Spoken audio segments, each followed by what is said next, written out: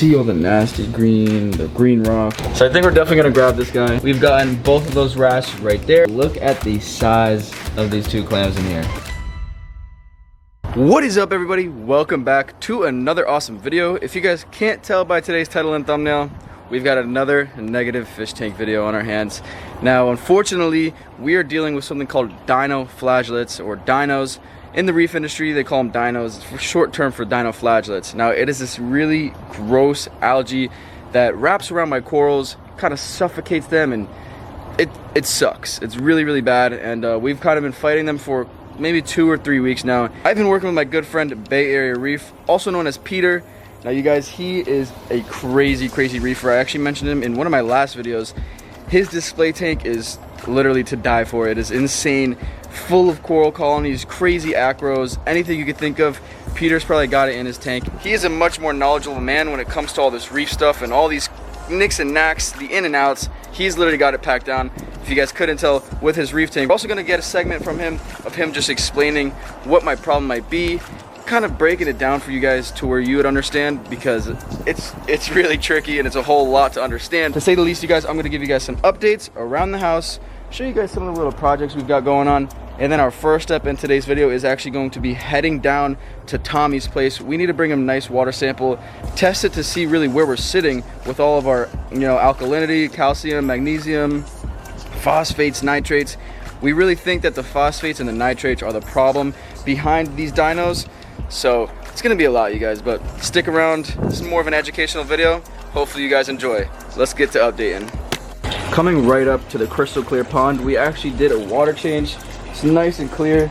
You guys, the koi fish are just absolutely massive now. I mean, take a look at those guys. Everybody's probably gonna get spooked when I walk over here, but take a look at how big everybody has gotten. Everybody's like, oh my gosh, run! Koi fish, tiger shovel nose. One of the red tails getting nice and big. Another tiger shovel nose hybrid. They are literally growing like crazy. The Oscars have gotten huge. I mean, just look at the koi fish though. They're actually massive. Massive. This, I promise, we will be finishing it soon. We are probably gonna lay some cement and get a yard of dirt and fill it up. Maybe we could plant some stuff. We gotta set up that pond in here for Toothless. Let's talk about the chameleons, everybody. We've got Goku chilling right here. Moved him around a little bit. We got Rex chilling right up there. He's kind of hard to see. He's behind those big elephant ears, but I just wanted to talk to you guys about the chameleons because I think that we are actually going to be getting rid of the chameleons, everybody. Now, of course, I'm a chameleon guy at heart. I'll probably always keep one, but to be scattered with all these different projects, it's a lot on me right now. So I think what we're going to be actually doing is just rehoming 2 of these chameleons. Probably we're either going to keep Spyro or Rex.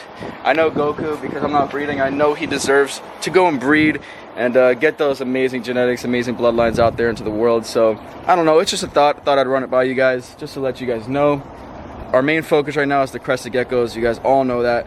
I have been hatching some crazy stuff, so make sure you guys are tuned in. With next week's video, we're going to be doing a baby gecko tour of all the little baby hatchlings that I've hatched. You guys are gonna love it, I promise. I've been hatching some amazing geckos. Well, we are just arriving at Tommy's. I've got my water, and I got a little friend for him today. We brought a little clownfish over to him because, I don't know if you guys know, but clownfish usually only do good in pairs, and I got a little extra, so just to make sure that they don't fight on the road, we'll let someone else enjoy this little guy, but we are here. Hey, Amira.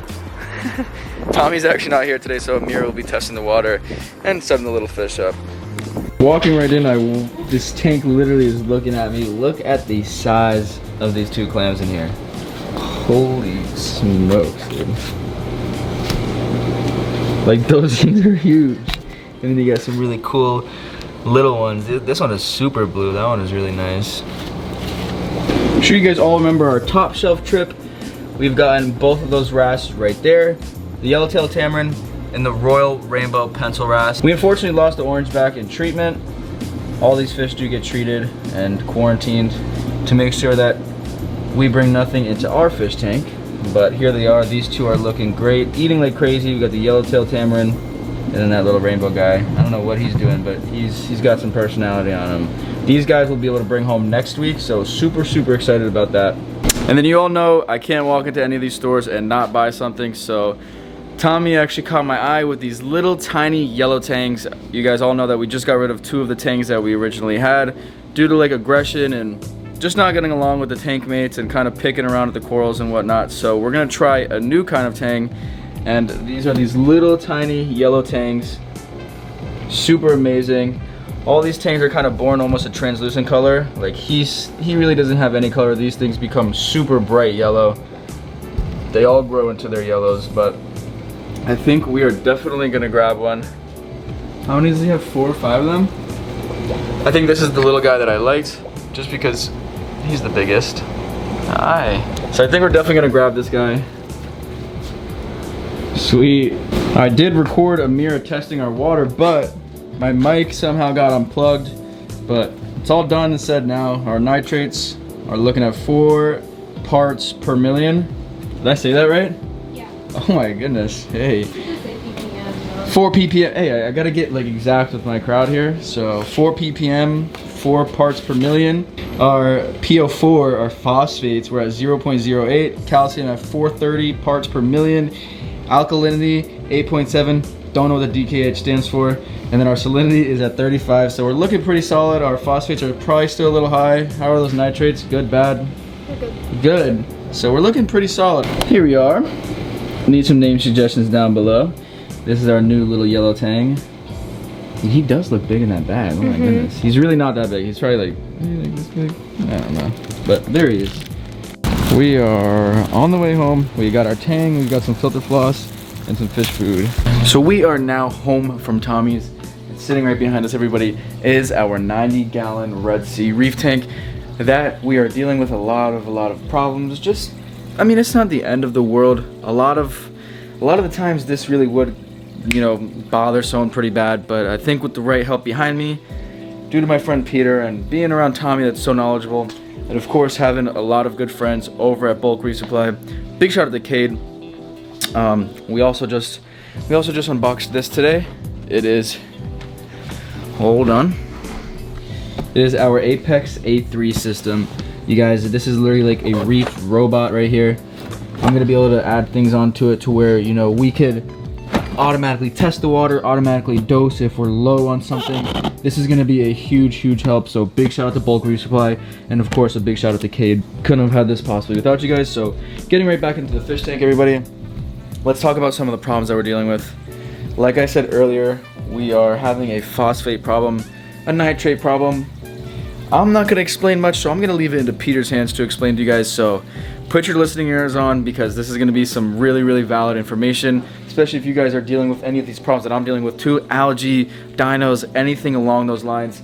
Put your listening ears on, because here goes Peter. He is gonna give it to you guys right now.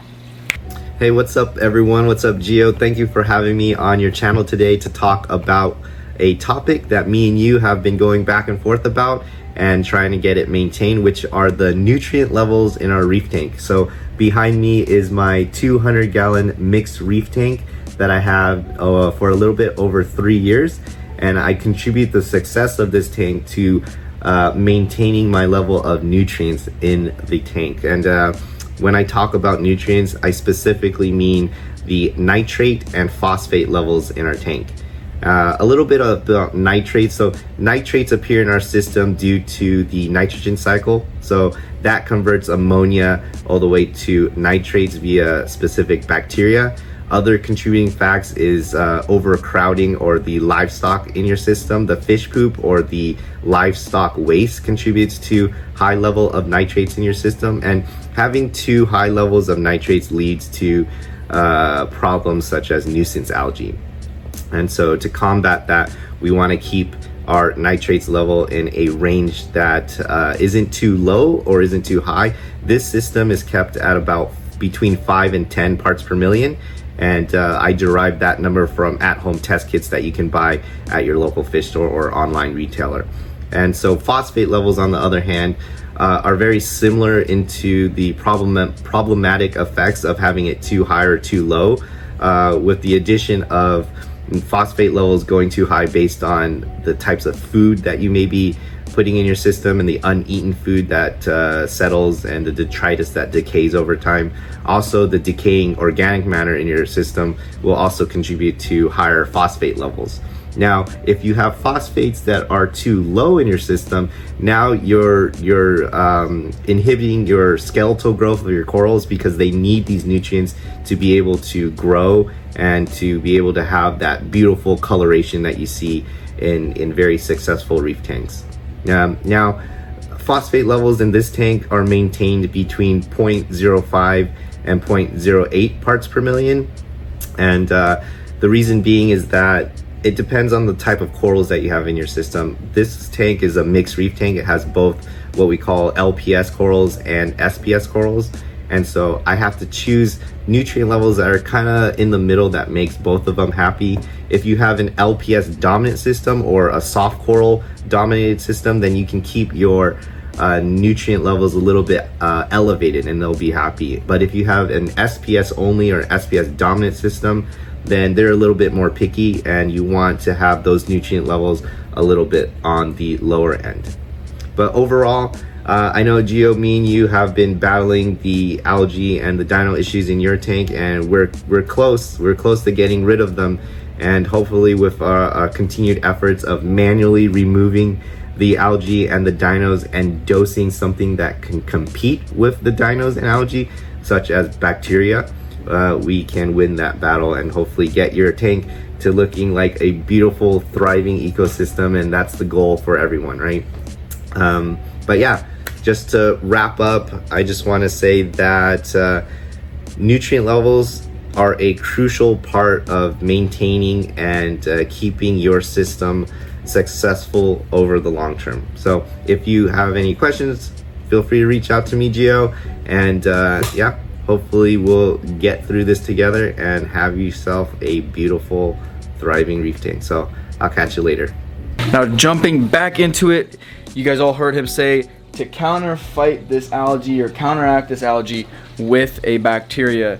So you guys all know my good buddy Gilbert over at Reef Pro. We did the last coral shopping spree with him. We got a lot of very, very beautiful frags. But he gave me this right here, Reef Pro BioX. You guys, this is a bacteria that you kind of dose in here. It kind of like acts to remove your nitrates and your phosphates, and it kind of just breaks down all the algae and counteracts it. It's not going to survive with that bacteria. We can BioX is a formula specifically designed to make maintaining nutrient, nitrates, and phosphates levels in a saltwater aquarium easy. BioX contains a perfect blend of organic carbon sources and other elements that promote the growth of heterophytic bacteria and proper dissimilation of nitrates and phosphates. So, sounds like a lot, but this right here, this is magic. Big shout out to Reef Pro and big shout out to my buddy Gilbert for hooking it up with that stuff. But like I said, this is Reef Pro BioX nitrate and phosphate reducer. Now I actually use a lot of Gilbert's products, is not to mention we dose with his stuff Reef Pro A and B, which is, you know, alkalinity and calcium and whatnot. So big shout out to them as well. There you guys have it. I think Peter kind of broke it down perfectly for you guys. A nice 3.5 minute conversation, just breaking it all down, you know, explaining phosphates, explaining nitrates. That is our problem. So without Peter and his help, I honestly, you guys should have seen this tank probably 2 weeks ago. It was a disaster. Let's get this yellow tank floated in here, and then we'll go back to talking about the reef. So you guys can see all those little wavy things. Those are all of the dino flagellates. Our rocks were completely covered in them the last time, and we've kind of came a long way since then. I've been manually removing it, manually scrubbing that algae off my rocks, and then kind of bringing it right on down here into my filter socks. Right here, this is where all that yucky stuff kind of falls in, right here into that filter floss.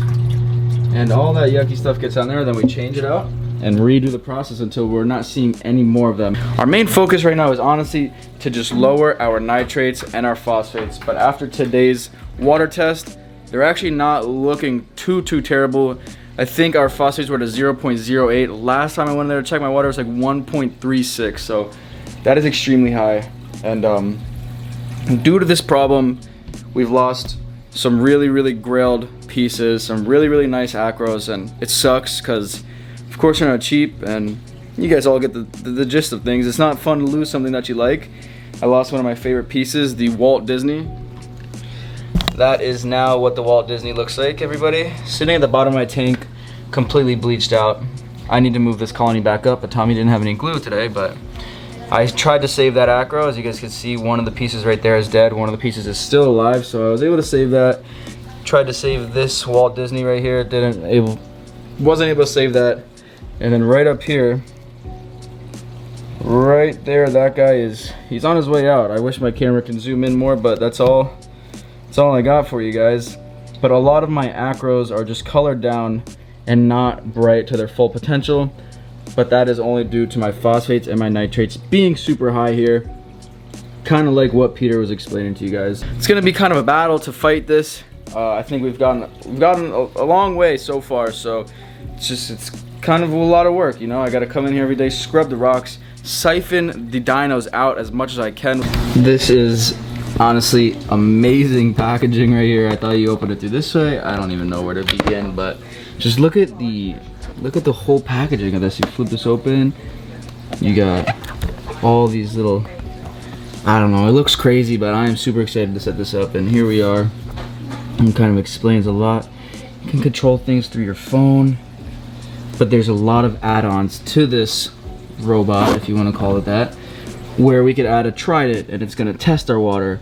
There's a lot of really nice stuff, but big shout out to Bulk Resupply. I cannot thank them enough. We're gonna get this bad boy probably set up in one of the next videos, and we'll do a lot more explaining on this system. But this is an amazing piece of technology right here. Now when the blue light is on, you can't see much of the problem here, but let me get on my phone really quick and let's get this white light turned on so you guys can kind of see the yuckiness. Well, that doesn't help, so now we're gonna go on right here to our Aqua Illumination app and go to our living room reef. You guys have not seen much of that 50-gallon reef tank yet, but it's just because we're going through a pretty nasty cycle. Here we are, living room reef. Let's go over to the live demo. Kind of just turn the cool white on. Yeah, that'll do it. Looking over at that, that is not what you want to see. Coming right on. So you guys see all the nasty green, the green rocks. This is with the white light on. Now a lot of these dinos are showing for you guys. See that stringy algae? What that is doing, it is actually wrapping around some of my acros and some of my corals, and it is suffocating them. So that is not what we want, of course. That's what happened to this Walt Disney down here. That's what happened to that tenuous that we had. That guy right there is hanging on. He's got one dead buddy, and the other one is still alive. But to say the least, now you guys can really see over here is a lot worse. Kind of hanging up back there. All that stringy brown stuff is a dinoflagellate. It's a kind of algae that is no good. To switch it up from that and get to the bright side of things, our little tang is ready to go inside of the fish tank. So I'm gonna get him out, give you guys a nice look at him in my hand, and set him on the side of his new home. Here we are with a little yellow tang. Trying to be quick here as possible. So long, buddy. Here you go. Wow. He's probably a little freaked out. He probably sees all these fish and all these rocks. You guys gotta remember at Tommy's they don't got no rocks or anything. Here he is swimming up to the bristle-tooth. Buddy, that's your home. No need to be so flared up. He is probably like, holy smokes, where the heck am I? But I'm sure he's gonna hide for a little bit under these rocks. Where'd you go, buddy? Yep, he's hiding in a rock for sure. That's pretty much it, you guys. Hopefully you guys really enjoyed today's video. I know it was not much and it was really not boring. I mean, I'm sure it's pretty exciting to some people to learn and be educated on some of the things that can go on inside of a reef tank, because, and of course, all you guys love my fish tank. Whenever I post anything about the fish tank, you guys always crush it, so. Oh, there he is. Hey. Hey.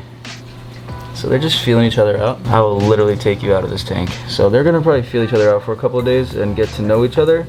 And hopefully this big bully doesn't mess with them too much. So far, the bristle-tooth is not being the nicest to this little guy, so my fingers are honestly crossed that they get along. But in the meantime, we're just gonna let them kind of chill out for a little bit. Might throw some food in the tank. Hopefully you guys enjoyed listening to the education that my buddy Peter wanted to provide for us in today's video. Big shout out to him. If you guys have not yet, go and subscribe to Bay Area Reef on YouTube. Also make sure you guys go and check out his Instagram. He has one of the craziest display tanks, and I cannot say that enough. Literally a dream of mine for my tank to look like his. We got an awesome new little yellow tang. Hopefully he does good with the bristle tooth. And for now, we're just gonna kind of let them vibe. And hopefully you guys enjoyed today's video. I'm gonna wrap it up right here. Hopefully we can get these dinos going, and hopefully we can get this tank up and running like we want it to be. With that being said, I'm gonna wrap it up right here. Peace out, everybody. Catch you on next week's episode.